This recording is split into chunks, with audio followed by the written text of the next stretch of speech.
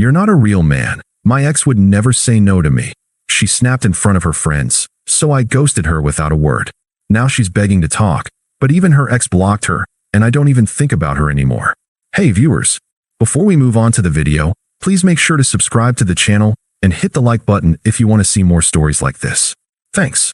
I always thought staying calm was a strength.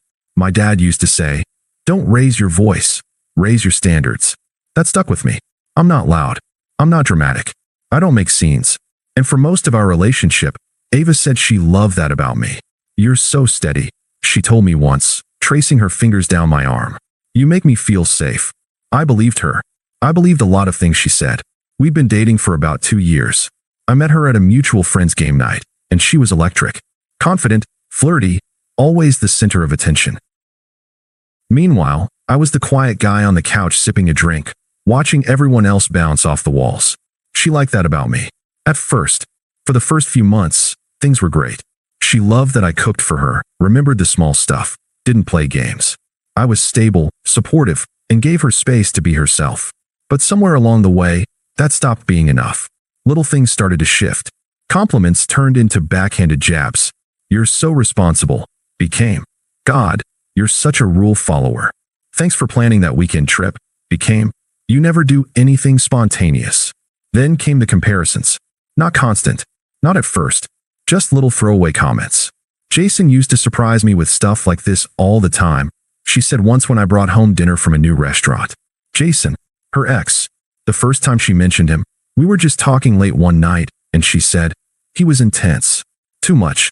Controlling, even." But sometimes I miss how passionate he was. I let it go. I figured everyone has an ex they remember in a weird, toxic way. Nostalgia's a liar. But then he started coming up more often. Not in a fond way, not directly, but always as some kind of benchmark. Some twisted idea of what a real man should be. The irony? She used to cry talking about how Jason treated her. She told me once he tracked her phone, showed up at her job, took her credit card, and vanished for 3 days. And now she was calling him passionate. The part of me that still cared tried to understand. Maybe she missed the drama. Maybe I was too predictable. But deep down, I think she just missed attention. Any kind, even the destructive kind. I should have left sooner. I know that now. But at the time, I just tried harder. Took her on trips. Listened more. Said yes to more things. The more I gave, the more she seemed to resent me for it. Then came the night that snapped it all in half. It was her friend Madison's birthday. Big rooftop party, lots of people I didn't know. Ava was drinking early. She always got louder after 2 glasses of wine, and tonight she was already on her 3rd when we walked in. She introduced me as her boyfriend, but almost like it was a joke. "This is Daniel, the reliable one," she said, laughing. "He's not going to throw me off a balcony like Jason threatened once." Upgrade, right? Everyone laughed. I didn't. I just smiled politely and got us drinks. I should have left then. I wish I had. Later that night, while we were sitting with a few of her friends on this low couch by the heaters, she pulled out her phone and started showing them photos of this luxury apartment downtown. "I'm thinking of signing the lease," she said, grinning at me like it was some romantic surprise. "Isn't it cute?" I raised an eyebrow. "You're signing it?" She shrugged. "Well, we'll both be on the lease, obviously." That was the first I'd heard of it. I kept my voice low. "Ava, we haven't even talked about this. That's a 12-month lease. Downtown rent isn't cheap." She rolled her eyes, loud enough for everyone to hear. "Here we go. I'm not trying to argue," I said calmly. "I'm saying we should talk about it. Privately." Then she turned to her friends and said, "This is what I mean. He can't make a decision unless it's in a spreadsheet." I sat back, silent. And then she snapped. Loud. In front of everyone. "You're not a real man," she said. Her voice slurred just enough to sharpen it. "Jason would never say no to me. He just handled things. You're scared of everything." The music didn't stop. The conversations didn't freeze. But the air did. Her friends looked away. One of them mumbled something about going to get another drink. I just stood up. Didn't yell. Didn't argue. Didn't even look at her. I finished my beer, put the empty bottle down on the table, and walked out of the party without a word. That was the last time I saw Ava. At least, for a while. I didn't answer her texts that night. Didn't respond the next morning either. By noon, I'd blocked her on everything. Phone, socials, even Venmo. I didn't post anything, didn't announce anything. I just vanished from her life. She wasn't expecting that. Ava was used to yelling, crying, storming out, and then making up the next day. She was used to drama and snap forgiveness. But I don't work that way. I moved out of our shared apartment the next day while she was still at work. I'd already been paying most of the rent anyway. I packed up everything that was mine and left the key on the kitchen counter. No note, no closure, just silence. At first, she acted like it was nothing. A few messages came in from an unknown number. So you're ghosting me now? That's cute. You'll come crawling back like you always do. It was a party. I was drunk. Grow up. I didn't reply. 2 days later. You seriously just moved out without a word? You're overreacting. I was just mad. We're supposed to talk through stuff. You're acting like some petty child. Fine. If you want to act like this, stay gone. I did. And the longer I stayed gone, the more it seemed to unravel her. By the end of the week, the tone changed completely. Can we please just talk? 1 coffee. 5 minutes. I messed up. I was drunk and stupid. You know I didn't mean that. You're not even going to give me a chance to explain? I read them all, but I never responded. There wasn't anything to explain. She said what she meant. You're not a real man. Jason would never say no to me. She wanted control. She wanted someone to chase her after being publicly humiliated. She wanted the old pattern. Cruelty, silence, then attention. I wasn't giving it to her. That's when the outside pressure started. Her best friend, Camila, texted me. Ava's been crying for days. I know she messed up, but no one deserves to be ignored like this.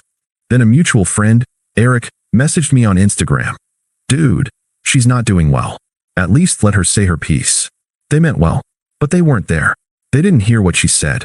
Or maybe they did and just didn't care enough to remember it. I didn't explain myself. I didn't argue. I just removed both of them too. That weekend, I stayed with my coworker Lena. She offered her guest room when I mentioned I needed a place for a while. She didn't ask for details, didn't pry. She just handed me a spare key and a blanket and said, "You don't owe anyone your peace." I'll never forget that. We weren't close before, but that week changed things. She saw me at my lowest and never asked for anything in return. We'd eat quiet dinners, talk about stupid work stuff, watch shows on opposite ends of the couch. It was peaceful. Meanwhile, Ava's silence didn't last long. I started getting new number texts every few days. I knew they were from her even before opening them. Jason's not answering my calls. I think he blocked me.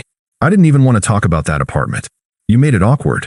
I was trying to build a life with you, but you just ran. Don't you miss me? It was all slipping through her fingers. Her grip, her image, her control. One night, she sent a voice message. I didn't play it. I just watched the waveform bounce, then deleted it. She even tried Venmo messaging me $1 with "Can we talk?" I hit block again. I started sleeping better, working harder. Lena and I got closer. She never brought up Ava unless I did. I appreciated that. It made it easier to let the weight drop. And somewhere in the middle of it all, I realized I wasn't sad. I was free. Ava wasn't just toxic. She was performative. Everything was for attention, control, or reaction. The second I gave her none of that, the illusion shattered. She wasn't heartbroken. She was humiliated. Jason didn't want her. I didn't want her. And for the first time, she was forced to sit in silence she didn't control. I didn't need revenge. I didn't need closure. I just needed to not care anymore. And that's exactly where I was headed. I thought blocking Ava would be the end of it. But people like her don't go quiet without a fight. Not when they've lost the spotlight. The next time I heard her name was at work. Lena walked into the break room, phone in hand, shaking her head. "You're not going to believe this," she said. "Guess who just followed me on Instagram?" I didn't have to guess. She liked 2 of my selfies, Lena went on. One from, like, a year ago. What's she trying to do? Mark territory that isn't even hers. I sighed. She's spiraling. No, Lena said. She's watching. Ava didn't message Lena directly, but it was obvious. She was trying to rattle something. Test the water. See if I'd come chasing if she got close enough to someone I trusted. It didn't work. Instead, it made things clearer. A few days later, Eric, the mutual friend who tried to defend her, sent me a screenshot. It was a Facebook post from Ava's sister. Ava had apparently gone to see Jason again. Again. They got in some kind of fight. Public, messy, dramatic. Someone called the cops. No one got arrested, but it made enough of a scene that Ava's parents were called to pick her up. Jason blocked her the next day. I didn't laugh. I didn't feel vindicated. I felt nothing. It wasn't my life anymore. But her descent didn't stop there. I started hearing things from people I hadn't spoken to in months. She got into a shouting match with one of her friends at a bar. She lost a freelance client because she missed 2 deadlines in a row. Someone saw her crying in a parking lot next to her totaled car. No one hurt, just a dumb accident, but it added to the pile. And through all of it, she kept trying to message me from new numbers and accounts. I know I messed up. We had something real. Don't throw it away. He wasn't who I thought he was. But you were. I miss how you looked at me. No one looks at me like that now. She was starting to realize the damage was permanent. And the more desperate her messages got, the more calm I felt. I'd started working out more. I cut back on junk food. I stopped skipping lunch breaks and started taking walks with Lena instead. Sometimes we'd go to the same coffee shop Ava used to hate because she said it was too quiet. That became the point. I wasn't just recovering. I was evolving. One day, I posted a photo from a small weekend hike. It wasn't anything flashy, just a shot of me by a cliffside, looking out at the trees. Ava liked it from a burner account and commented, "Missed this." I blocked it without replying. A week later, she texted me from a different number, just the word, "Please." I didn't even open it. That night, I told Lena about it. We were having dinner on her patio, just the two of us, watching the sky turn orange behind the city skyline. "She's still reaching out?" she asked. "Every few days." Lena took a sip of wine, then leaned back in her chair. "You know, some people think silence is cruel." I nodded. "But not everyone deserves words." She smiled. "Exactly. I'd never told Lena everything about what happened with Ava, but she knew enough. And in that moment, I realized I didn't need to tell her more. That part of my life wasn't worth explaining anymore. It was behind me. Ava was behind me. And she hated that. Because the worst punishment for someone like her wasn't anger, or insults, or revenge. It was indifference. And I had plenty to give. I should have known it wouldn't stop at texts. The night she showed up, I was alone at Lena's. Lena was visiting family for the weekend, and I was sitting on the couch eating leftovers, halfway through a documentary. I didn't hear the knock at first. It was light, hesitant. I thought it might be a neighbor. But when I opened the door, there she was, standing on the porch with her makeup smudged, hair pulled back in a way I'd never seen before. Her jacket was way too thin for the weather. She looked like a stranger. "Hi," she said softly, smiling like we were still a couple. I didn't say a word. I was walking around, she said, glancing past me into the apartment. I had nowhere to go. Her voice was shaky, but her tone was rehearsed, the same performance I used to fall for. Pity, vulnerability, the damsel pose. "I don't want to fight," she said, stepping slightly closer. "I just miss you." I didn't move. I didn't open the door wider. I just stood there. She looked down, then back up. "Jason's gone. He blocked me. Everyone's kind of disappeared. And I just keep thinking about you. About how safe I felt with you." There it was again. Safe. She meant boring. Predictable. Weak. A fallback. But now that her drama imploded and the real men were gone, suddenly she wanted the steady arms she used to mock. "I made a mistake," she whispered. I didn't know how good I had it. I finally spoke. "You knew," I said, quiet and calm. "You just didn't care." Her expression cracked for the first time. She wasn't expecting that. "I didn't mean what I said that night," she said quickly. "You know I was drinking." "I was angry. You meant every word," I said. "Because drunk you isn't different." She's just honest. She tried to step forward again, but I blocked the frame. "Please," she said. "Can't we just talk for 5 minutes? Just talk. That's all I'm asking." I looked at her for a long moment. Then I shut the door. No anger. No slamming. Just click.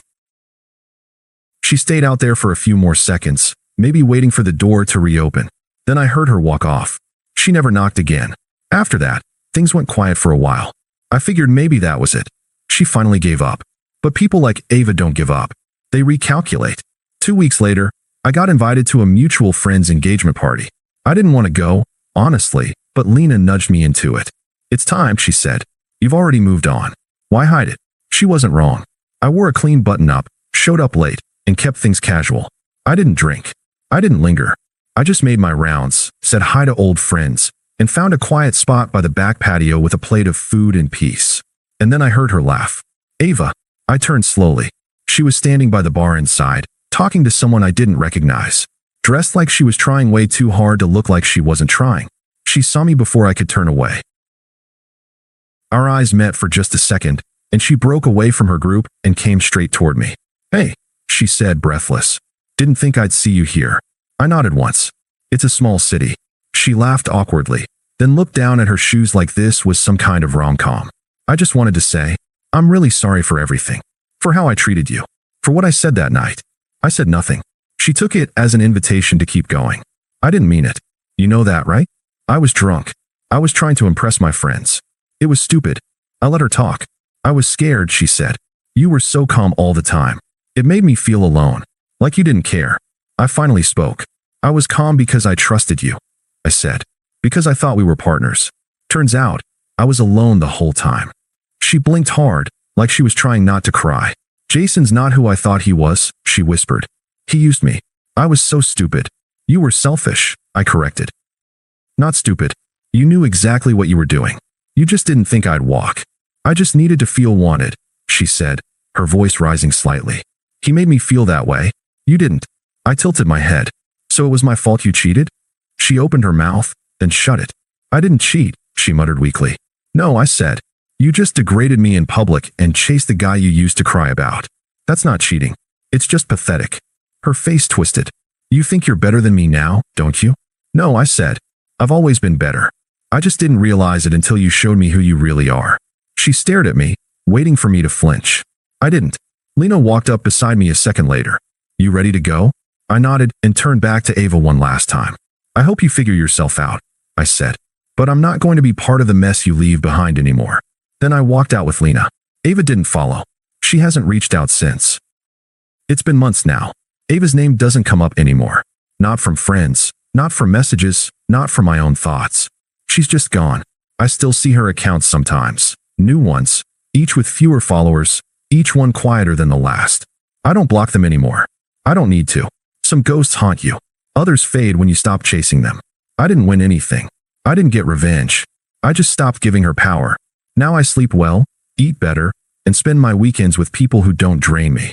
Lena and I still hang out. Maybe something more is growing there, maybe not. Either way, it's healthy, easy, real. Ava once said, Jason would never say no to me. Well, now neither of us says anything to her. And somehow, that silence says it all. Thanks for watching. Make sure to subscribe to the channel and hit the like button. What do you think about this story? Share it in the comments.